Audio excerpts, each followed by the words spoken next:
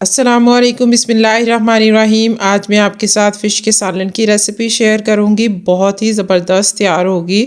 कुछ लोग कहते हैं कि हम फ़िश का सालन बनाते हैं तो उसमें स्मेल आती है या उसकी ग्रेवी अच्छी नहीं बनती, तो आप इस तरीके से बनाएंगे तो बिल्कुल भी स्मेल नहीं आएगी और बहुत ज़बरदस्त तैयार होगी। रेसिपी अच्छी लगे तो प्लीज़ लाइक शेयर सब्सक्राइब ज़रूर कर दिया करें। तो चले जी, इसको बनाना स्टार्ट करते हैं। बिस्मिल्लाहिर्रहमानिर्रहीम।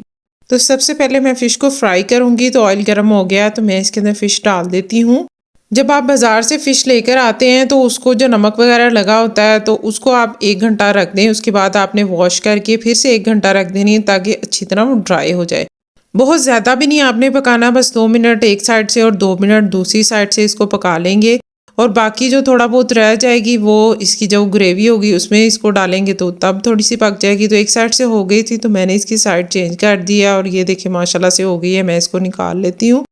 बहुत ज़्यादा नहीं, इसको सिर्फ मैंने 2 से 3 मिनट फ्राई किया है मीडियम फ्लेम पर।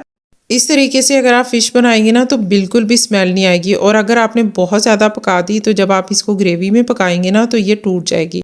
तो अब मैं इसकी ग्रेवी तैयार कर लेती हूँ। तो हाफ कप मैंने ऑयल शामिल कर दिया है। ऑयल थोड़ा ज़्यादा जाएगा इसके अंदर। और 2 मीडियम साइज़ के प्याज थे वो मैंने बारीक चॉप करके शामिल कर दिए हैं।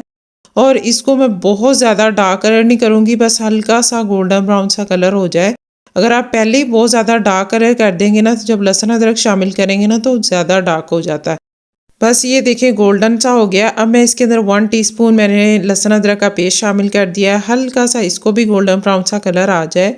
और फिर मैं इसमें शामिल करूंगी 2 बड़े साइज़ के टमाटर थे, उनको मैंने बारीक चॉप कर लिया, वो मैंने इसके अंदर शामिल कर दिए हैं। हल्का सा बस इसको मैं फ्राई करूंगी। और 2 हरी मिर्चें उनको भी बारीक चॉप करके शामिल कर दिए हैं।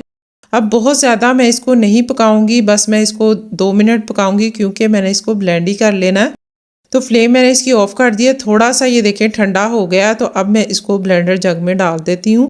आप अगर कोरमा बना रहे हैं या आप कोई भी शोरबे वाला सालन जैसे आलू गोश्त पका रहे हैं उसको भी आप इस तरीके से बनाएंगे तो वो ज़्यादा मज़ेदार तैयार होगा। तो ये देखिए मैंने कर लिया ब्लेंड और मैंने पैन में डाल दिया। अब हल्का सा इसने ऑयल छोड़ दिया।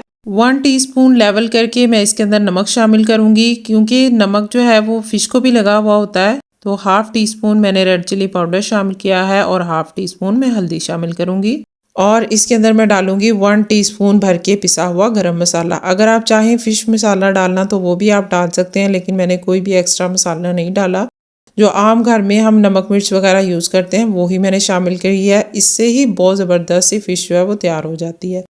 तो ये देखिए फ्राई हो गया है। अब मैं इसके अंदर शामिल करूंगी आधी प्याली दही। ये छोटी प्याली है, तकरीबन आधे कप के जितना है वो मैंने शामिल कर दिया है। इससे भी आपकी ग्रेवी बहुत ज़बरदस्त टेस्ट बहुत आएगा इसके अंदर।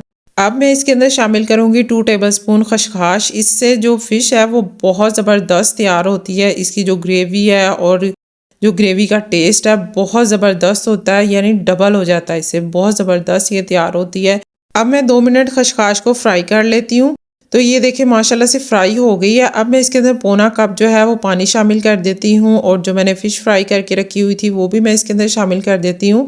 और मैं इसको 10 मिनट के लिए लो फ्लेम पर ढाँप के रख देती हूँ ताकि जो खसखस शामिल की है वो भी अच्छी तरह पक जाए और जो फ़िश है उसका फ्लेवर भी अच्छी तरह ग्रेवी के अंदर आ जाए।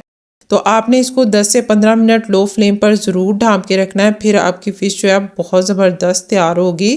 कुछ लोग थोड़ा शोरबे वाली पसंद करते हैं तो वो और थोड़ा सा इसके अंदर पानी शामिल कर लें। तो ये देखें माशाल्लाह से हो गई है तैयार। तो अब मैं इसके अंदर 3 हरी मिर्चें हैं वो मैंने कट लगा के शामिल कर दिए हैं और हरा धनिया जो है वो शामिल कर दिया है। इससे बहुत ज़बरदस्त लगती है। लास्ट में जब हम हरी मिर्चें शामिल करते हैं ना तो इससे जो हंडिया की खुशबू होती है ना वो मज़ीद बढ़ जाती है, बहुत ज़बरदस्त खुशबू आती है। तो आप ज़रूर लास्ट में हरी मिर्चें जो है ना वो शामिल किया करें। अब ये देखिए मैं इसको सर्व कर रही हूँ तो आप देखें कि फ़िश के पीस जो हैं वो बिल्कुल भी नहीं टूटे। अगर आप इस तरीके से फ्राई करके पकाएंगे ना तो ये बहुत अच्छी तैयार होगी। माशाल्लाह देखिए कितनी ज़बरदस्त तैयार हुई है। और ये देखिए ग्रेवी भी इसकी ये नहीं कि प्याज जो है वो अलहदा ही हुआ है, बिल्कुल अच्छी तरह मिक्स होके ज़बरदस्त ही ये तैयार हो गई है फ़िश। तो आप ज़रूर ट्राई कीजिएगा। चैनल पे नए हैं तो प्लीज़ चैनल को सब्सक्राइब कर दें। वीडियो अच्छी लगी हो तो लाइक कर दें, शेयर ज़रूर कर दिया करें। अल्लाह ताला आप सबको खुश और आबाद रखे, दुआओं में याद रखें। अल्लाह ताला आपके खानों में बरकत दे, लज़्ज़त दे। अल्लाह हाफ़िज़।